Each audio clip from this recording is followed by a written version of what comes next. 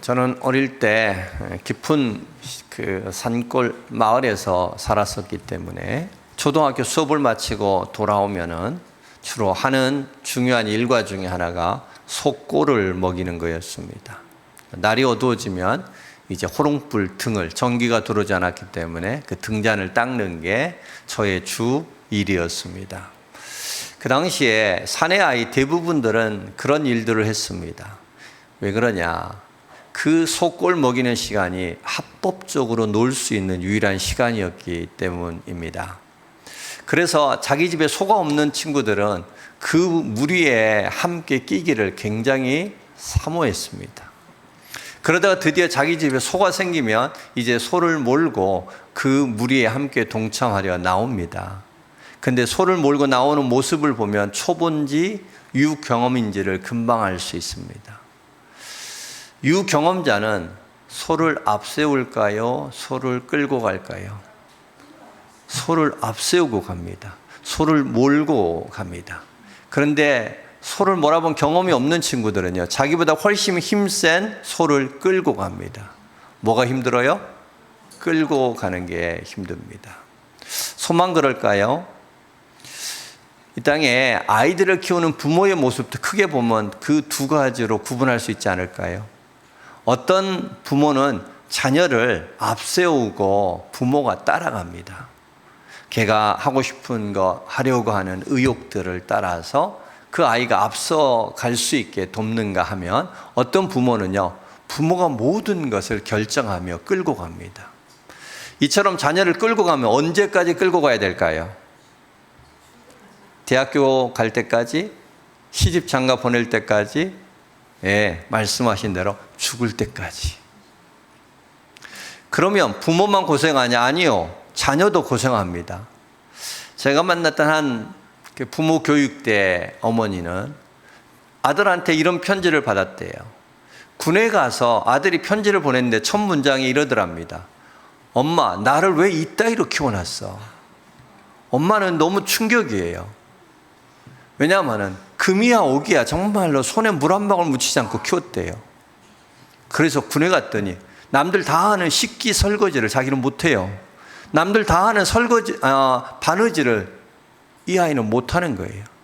그러니 엄마 왜 나 이따위로 키웠냐고. 모든 것이 가장 좋은 것처럼 엄마가 끌고 왔는데 실상은 그러지 않더라. 소를 몰 때도 자녀를 키울 때도요, 끌고 가는 것보다 따라가는 게 지혜롭습니다. 신앙은 어떨까요? 신앙도 마찬가지입니다. 신앙 생활을 하는데 어떤 사람은 내가 하나님을 끌고 가려고 합니다. 내가 모든 걸 다 결정하고 내 뜻대로 내가 원하는 대로, 하나님은 그저 도와달라고 하는 신앙은 끌고 가는 신앙이지 않을까요? 반면에 하나님의 뜻을 묻는 거예요. 하나님, 나 잘 모르니 가르쳐 주세요. 인도해 주세요. 하나님을 앞세우며 따라가는 신앙이 지혜롭고 복된 신앙입니다. 그러기에 성경은 우리가 잘 아는 말씀처럼 이사야서 55장 9절에 이렇게 말씀하십니다. 이는 하늘이 땅보다 높음같이 내 길은 너희의 길보다 높으며 내 생각은 너희의 생각보다 높으니라. 할렐루야. 우리 하나님의 생각이, 우리 하나님의 뜻이, 우리 하나님의 사랑이 우리보다 크고 높은 줄로 믿습니다. 그렇다면 우리는 내가 모든 걸 결정하고 하나님 도와주세요라고 하는 게 맞아요? 하나님 인도해 주세요 하는 게 맞아요? 맞습니다. 우리가 그렇게 알지만 실상은 그러지 않을 때가 많더라. 내가 하나님을 끌고 가는 신앙일 때가 훨씬 더 많습니다. 오늘 우리가 만나는 본문의 이야기는 교회를 좀 다니셨던 분들은 익히 들었을 법한 이야기 중에 하나이죠.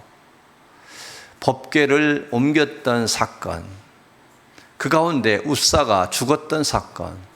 오늘 본문의 이야기 속에도요, 하나님을 끌고 가려는 신앙과 하나님을 따라가는 신앙의 대비가 이루어지고 있습니다. 우리는 무엇으로 하나님을 끌고 가려 하는지를 그렇게 알아야 하겠고, 어떻게 해야 우리는 하나님을 따라가는 신앙이 될 수 있는지를 우리는 분명히 알 때 우리 신앙이 하나님을 끌고 가지 않고 하나님을 따라가며 하나님을 높이며 하나님의 섬세한 인도함의 복을 누리며 살아갈 수 있는지 오늘 말씀을 통해서 우리 함께 살피고, 우리의 신앙은 결코 하나님을 끌고 가는 신앙이 아니라 하나님의 인도함을 따르는 신앙 다 되시기 바랍니다. 그 삶이 복된 신앙이요, 그 삶이 가장 아름다운 삶이요, 하나님의 풍성한 사랑 속에 살 수 있기 때문입니다. 그렇다면 우리는 끌고 가지 않고 하나님의 인도함을 잘 따르기 위해서 무엇이 하나님을 끌고 가려 하는지, 어떻게 하나님을 따라갈 수 있는지를 말씀 속에서 찾아보겠습니다. 먼저는 명분과 지극정성으로 끌고 간다.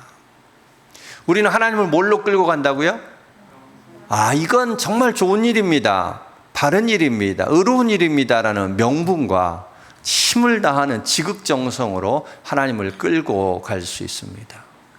오늘 법궤를 옮기는 일에 1절, 다윗은 3만 명의 성가대를 동원했습니다. 최고의 이스라엘에 있는 모든 악기들을 다 총출동하여 오케스트라를 만들었습니다.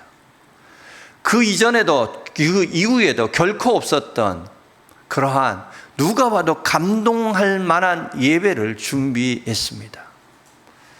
또 아마 백성들을 모아서 여러 번 예행 연습을 했을지도 모릅니다.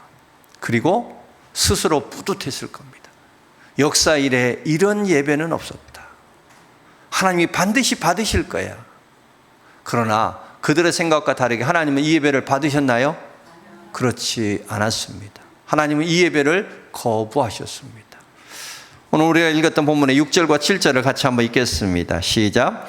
그들이 나곤의 타작마장에 이르러서는 소들이 뛰므로 우사가 손을 들어 하나님 위에 궤를 붙들었더니 여호와 하나님이 우사가 잘못함으로 말미암아 진노하사 그를 그곳에서 치시니 그가 거기 하나님의 궤 곁에서 죽으니라.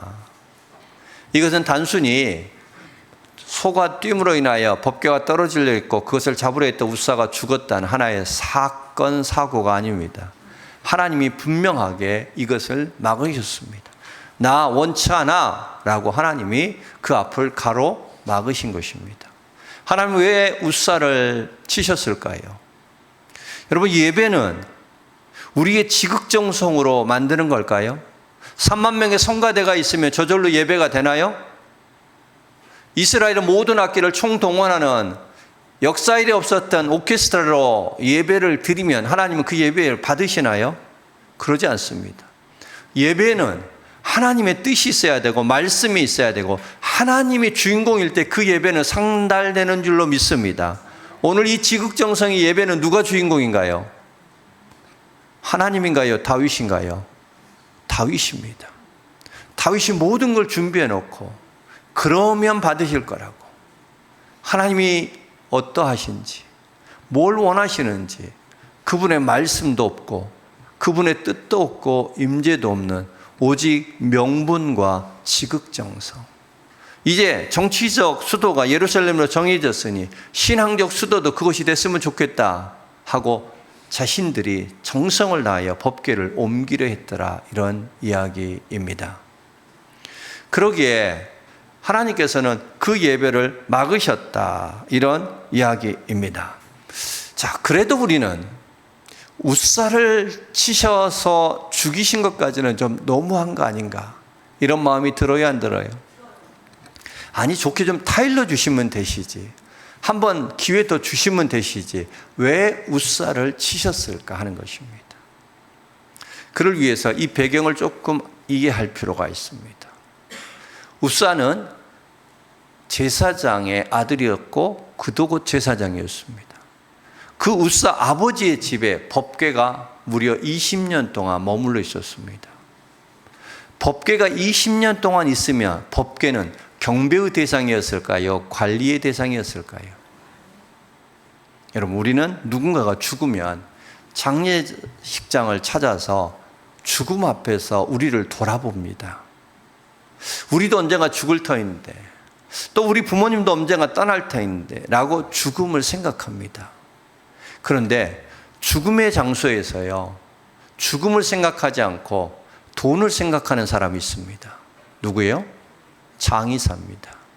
이 집안을 보니 이런 관을 쓰라 하면 좋겠다, 이런 수의를 입히면 좋겠다라고 자기의 이익을 생각하는 것이 장의사입니다.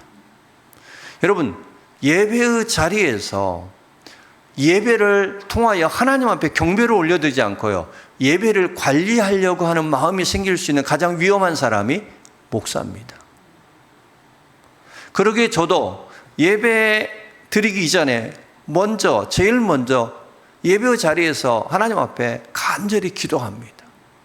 하나님, 이 예배가 하나님 받으시는 예배가 되기 원합니다. 하나님, 제가 말씀을 형성을 다하여 준비하였지만 이것은 아무것도 아니오니 하나님이 만나주시지 않으면, 하나님의 말씀 속에서 그 각자의 심령을 만지시지 않으면 아무것도 아닙니다라고 수십 번을 고백하고 올라옵니다. 왜요? 내가 예배의 자리에서 예배의 관리자로 전락하지 않기 위함입니다. 우사는 20년 동안 자기 집에 머물렀던 그 법궤를 경배의 대상이 아니라 관리 대상으로 삼았기에 떨어지려고 할 때 손을 뻗어 그 법궤를 지키려 했습니다. 내가 관리하는 것처럼 말입니다. 그러기에 이 본문에 대한 유명한 영성가였던 유진 피터스는 이렇게 설명한 적이 있습니다. 우사는 갑자기 죽은 게 아니라 서서히 죽어갔다고. 우사는 갑자기 죽지 않고 어떻게 죽었다고요? 서서히. 20년 동안 서서히 죽어갔습니다. 여러분, 우리 기도하다가 갑자기 기도하지 않는 모습으로 갑자기 신앙이 돌변하지 않습니다. 충만했던 예배가 갑자기 하루아침에 냉소적이 되지 않습니다. 우리도 똑같이 어떻게 죽어갈까요? 서서히요. 우리도 하나님을 경배하다가 하나님을 관리자처럼 내가 하나님을 끌고 가려고 하는 이 추락이 서서히 일어난다고요. 처음부터 하나님을 끌고 가려고 하는 사람이 없습니다. 직분이 생기고 신앙의 경륜이 더해지고 익숙함이 더해지자 우리는 예배를 늦는 것도 서서히, 예배를 빼먹는 것도 서서히, 이거 빼먹어도 괜찮네, 기도 안 해도 별 상관이 없네, 말씀이 있으나 없으나, 결국 그래하여 하나님은 사라지고 내가 중심이 되어버리면 우리 역시 하나님을 끌고 가는 신앙이 될 수 있습니다. 나는 예외일까요? 우리는 예외일까요? 목사는 예외일까요? 결코 그러지 않습니다. 우사가 특별히 죄가 많아서 악해서 아니요. 그도 처음 자기 집에 법궤가 들어올 때는 누구보다 뜨겁게 그 법궤 앞에 엎드려 경배하는 자였을 것입니다. 그는 서서히 죽어갔듯 우리가 하나님을 끌고 가는 건 역시 우리도 서서히 죽어감으로 인하여 그와 같이 하나님에 대하여 무뎌진 자가 될 수 있습니다. 오늘 2절에 보면 다윗은 이 우사에게 처음 법궤를 옮길 때 요구하기를 메어 오게 했습니다. 그런데 우사는 그 당시에 세태와 그 시대의 가장 힘이 있었던 바벨론의 문화와 방식을 따라서 법궤를 세수대에 실었습니다. 하나님의 말씀은 안중에 없었습니다. 하나님은 민수기 14장 15절에 분명히 이렇게 말씀하십니다. 진영을 떠날 때 아론과 그 아들들이 성소와 성소의 모든 기구 덮는 일을 마치거든 그와 자손이 와서 맬 것이라. 그러나 성물을 만지지 말라. 그들이 죽으리라. 매래요. 법궤는 매는 것을 잊을 수 없도록 4개의 고리가 있었습니다. 만질 수 없게 그 고리에다가 막대기를 끼워서 4사람이 매게 구조적으로 만들어줬습니다. 만지면 뭐 한다고요? 죽는다고요. 그런데 우사는 하나님을 예배하지 않고 관리하려 했고 자기가 위에 있었고 그러기에 결국 하나님을 끌고 가려 했습니다. 다윗 역시 하나님 앞에 이 예배를 준비하며 묻지 않았습니다. 3만 명의 성가대가 동원되면 저절로 감동적인 예배가 될 것처럼 하나님을 끌고 가는 일, 누구 특별한 사람이 하는 게 아닙니다. 목사도, 성도도, 누구도 하나님 앞에 하나님을 따르고 인도하는 삶이 아닌 끌고 가려는 삶이 되어질 수 있습니다. 우리가 결정 다 해놓고 내 뜻대로 내가 주인 되어져서 하나님은 그저 내 뜻에 순응하는 나의 종처럼 여길 수가 있습니다. 그러나 하나님은 결코 우리의 이끌림을 따라가지 않습니다. 왠지 아셔요? 여러분, 우리가 이끄는 인간의 길에는 흥망성쇠가 있습니다. 뭐가 있다고요? 흥망성쇠가. 내가 정한 것, 내가 이끌어가는 것이 어떤 때는 잘 될 때가 있는 것 같은 착각에 빠질 수 있습니다. 흥망성쇠가 있지만 인간이 이끌고 가는 그 길의 끝은 반드시 사망입니다. 허망함입니다. 그러기에 하나님이 우리의 이끄심에 끌려오지 않는 것이 사랑이요 복이지 않을까요? 여러분 그렇게 믿으시나요? 하나님이 이끄시는 우리의 이끌음에 끌려오지 아니하심이 사랑이라고요. 오히려 그 반대입니다.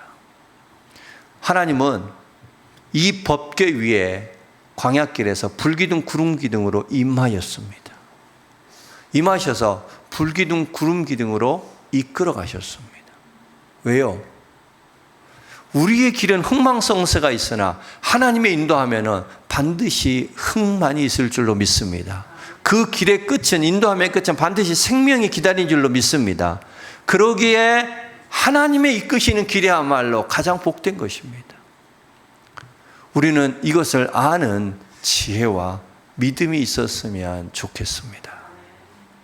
그런데 언제 우리도 하나님을 끌려야 하냐면 명분과 지극정성이 있을 때 항상 하나님을 끌려야 합니다. 옳잖아요. 맞잖아요. 여러분, 교회에서 일어나는 하나님을 끌려하는 일도 개인적으로도 얼마나 많은지 몰라요. 물론 이런 일들은 애교 정도로 봐줄 수도 있는데 어떤 사람은 이렇게 얘기합니다. 하나님 제게 매달 1,000만 원의 수입을 주실 줄도 믿고 내가 앞서 100만 원 예비 11조를 올려드리겠습니다. 이건 내가 11조 100만 원을 먼저 할 테니 하나님이 1,000만 원 갚으라는 거죠. 끌고 가는 거예요. 여러분, 요즘 대형 전도 집회 보면은요, 행사장 앞에 그게 큰 교회든 어떤 장소에서 큰 전도 대회를 열면요, 앞에 승용차가 한 대 딱 놓여 있습니다. 뭐예요? 전도왕 경품입니다. 경품이 요즘은 뭘 걸어요? 고급 승용차를 걸어요. 연예인을 불러요. 여러분, 명분이 있죠. 영혼 구원을 위해서. 그러한 경품을 걸고 행사를 기획하려면 헌신이 있어야 되죠. 지극정성이 필요합니다. 그러나 복음은 그렇게 전해지는 게 아니라 복음은 하나님이 나를 향한 그 은혜와 사랑이 너무 귀하고 감사해서 나의 섬김과 나의 희생으로 한 영혼을 품는 것이 그게 전도인 줄로 믿습니다. 그렇게 복음이 전해지는 것입니다. 그렇게 주의 나라가 임하는 것입니다. 주님이 사람을 모을 능력이 없어서 우리에게 맡기셨을까요? 결코 그러지 않습니다. 그런데 우리도 명분과 지극정성이 앞서면요, 하나님을 지금도 끌고 가려 합니다. 하나님은 따라오지 않는다고요. 왜요? 그게 사랑이니까. 그게 축복이니까. 여러분, 하나님이 여러분의 뜻대로 끌려오지 않는다고 마음 상하지 마시기 바랍니다. 그게 사랑이에요. 그게 축복이에요. 그러기에 우리는 명분과 지극정성이 있을 때 더욱 조심하시기 바랍니다. 내가 혹시 하나님을 끌고 가고 있지는 않은지. 명분과 지극정성으로 하나님 따라오세요. 맞잖아요. 라고 하나님을 끌고 있는 우리의 모습은 없는지 늘 살폈으면 좋겠습니다. 그렇다면 우리는 하나님을 끌고 오지 말고 어떻게 해야 돼요? 인도하심에 따라가야 되죠. 따라가기 위해서는 우리에게 무엇이 필요할까? 그러기에 두 번째로는 민감성이 있어야 따라간다. 민감함이 필요합니다. 다시 오늘 본문의 이야기를 한번 살펴보십시다. 저는 오늘 본문을 대할 때마다 이런 마음이 좀 듭니다. 다윗과 하나님 지었던 우사는 이 법궤를 옮기는 일에 공범인가요? 아닌가요? 공범이죠. 공범일 때 누가 더 수괴냐가 중요하지 않아요? 여러분, 누가 수괴예요? 다윗이 수괴죠. 아니, 치시려면 하나님은 다윗을 치셔야 되는데 어찌 우사만 치셨나요? 역시 우리 하나님은 다윗 편애하나 봐. 이런 마음이 들 수 있는데 아니요. 앞서 말씀드렸던 것처럼 다윗과 우사는 비슷한 듯 다름이 있습니다. 앞서도 말씀드렸던 것처럼 이전에 다윗은 처음에 뭘 요구했나요? 메어올 것을 요구했습니다. 그런데 계획을 수정한 것은 우사였습니다. 무엇보다 다윗은요, 돌이킬 줄 아는 민감함이 있었습니다. 내가 실수한 것을 속히 돌이킬 줄 아는 민감함 말입니다. 우리 읽었던 본문 두 곳을 이어볼 터인데 먼저 10절과 11절을 같이 한번 읽겠습니다. 시작. 다윗이 여호와의 궤를 옮겨 다윗성 자기에게 메어 가기를 즐겨하지 아니하고 가드 사람 오베데돔의 집으로 메어 간지라. 여호와의 궤가 가드 사람 오베데돔의 집에 석 달이 있었는데 여호와께서 오베데돔과 그의 온 집에 복을 주시니라. 13절입니다. 여호와의 궤를 맨 사람들이 6걸음을 가매 다윗이 소와 살진 송아지로 제사를 드리고. 다윗 역시요, 지극정성으로 하나님 앞에 드리려 했는데 하나님 앞에 거절당하자 마음이 상했습니다. 화가 났습니다. 두려움도 생겼습니다. 여러분, 우리도 뭔가 정성을 다했고 그리고 그것이 명분 있는 일일 때, 하나님이 막으실 때 우리의 보통의 반응은요, 상함이고 고집일 수 있습니다. 그런데 여러분, 앞서 말씀드렸던 것처럼 그것은 우리에 대한 하나님의 저주가 아닙니다. 책망이 아닙니다. 그러기에 우리 혹 내가 하나님 앞에 뜨겁게 기도했거나 바랬거나 열심을 냈는데 거절당한 것 같아서 혹시 냉소자로 우리의 마음에 바뀐 자가 있다면 오늘 이 말씀을 통해서 그 마음이 풀어지고 돌이켜졌으면 좋겠습니다. 우리 결코 하나님 앞에 고집 피우는 자가 되지 않았으면 좋겠고 하나님 아버지 앞에서 하나님의 인도함을 위하여 우리에게도 민감함이 필요했으면 하는데 다윗이 보였던 첫 번째 민감함은 이런 것입니다. 즐겨하지 않았습니다. 그러나 이제는 그 법궤를 하나님의 방식대로 메어서 제사장님 집 오베데돔의 집으로 갔는데 석 달 만에 복이 임한 것을 봤습니다. 복이 임하는 것을 통해서 다윗이 깨달은 게 있습니다.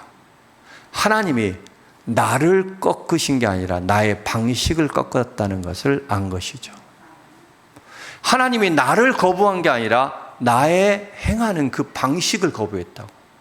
여러분, 이 단순함을 분별하는 것이 귀한 지혜인 줄로 믿습니다. 우리는 하나님이 우리의 방식을 거절했는데 항상 우리를 거절한 것처럼 오해할 수가 있습니다. 나의 방식이 잘못됐구나. 하나님이 나를 방해한 게 아니구나. 나를 거부한 게 아니구나. 나의 방식을 거부하셨구나를 깨달을 줄 아는 게 민감함이죠. 다윗은 그 민감함이 있었습니다. 그래서 이번에는 하나님의 뜻대로 하나님의 말씀의 방식대로 법궤를 옮겨옵니다. 그런데요, 그가 얼마나 민감해졌어요? 법궤를 6걸음 옮기고 나서 하나님 한번 쳐다보는 거예요. 하나님 맞아요? 이렇게 가도 돼요? 라고 이제는 하나님에 대하여 민감하게 반응합니다. 이것이 다윗의 영성인 줄로 믿습니다. 하나님께서 결코 나를 꺾은 게 아니라고요. 나의 그 생각, 나의 방식, 나의 오해, 그것을 내려놓으라고. 우리를 꺾은 적이 단 한 번도 없으십니다. 여러분, 우리 하나님의 마음을 아프게 하는 자가 되지 않았으면 좋겠습니다. 언제 마음 아프실까요? 만약에 다윗이 하나님이 나를 거절했다고 하나님을 향하여 등 돌렸다면 그거야말로 하나님을 아프게 하는 거 아닐까요? 하나님은 우리를 단 한 번도 거절하지 않으십니다. 우리의 그 방식을 바꾸라 하십니다. 이제 다윗은 하나님 앞에 더욱더 민감해졌습니다. 하나님 맞아요? 6걸음 걷고 그리고 하나님 한번 쳐다보고 감사해서 그 자리에서 제사를 드립니다. 자, 그리고 나서 이렇게 하나님이 허락하셨고 하나님의 뜻이었음을 알고 나서 다윗은 앞서 보였던 지극정성을 이제는 보이지 않을까요?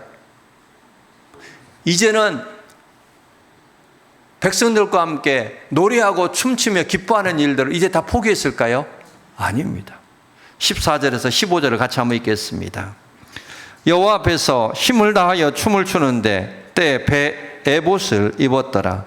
다윗과 온 이스라엘 족속이 즐거이 부르며 나팔을 불고 여호와의 궤를 메어 오니라. 여러분 1, 2절의 그 예배와 지금 14, 15절의 예배는 겉모습으로는 같아요, 틀려요? 같습니다. 겉으로 보기에는 지극정성이 있습니다. 뜨거움이 있습니다. 모두가 함께 전심으로 참여하는 예배가 있습니다. 그러나 본질적으로는 1, 2절의 예배와 14, 15절의 예배는 같을 수 있나요? 아닙니다. 14, 15절의 예배는 하나님의 뜻에 민감함이 살아있습니다. 하나님이 주인이십니다. 하나님의 뜻이 그 예배의 중심에 자리 잡고 있습니다. 그 뜨거움은 귀하고 아름다운 것이죠. 하나님 앞에 뜨겁게 예배하고 춤추고, 특별히 다윗은 그때 뭘 입었다고요? 에봇을 입었다고요. 왕의 옷을 벗고 예배 옷을 입었습니다. 여러분, 예배의 자리에 왕이 필요해요? 예배의 자리에는 목사가 필요해요? 예배의 자리에는 사회적 신분이 필요해요?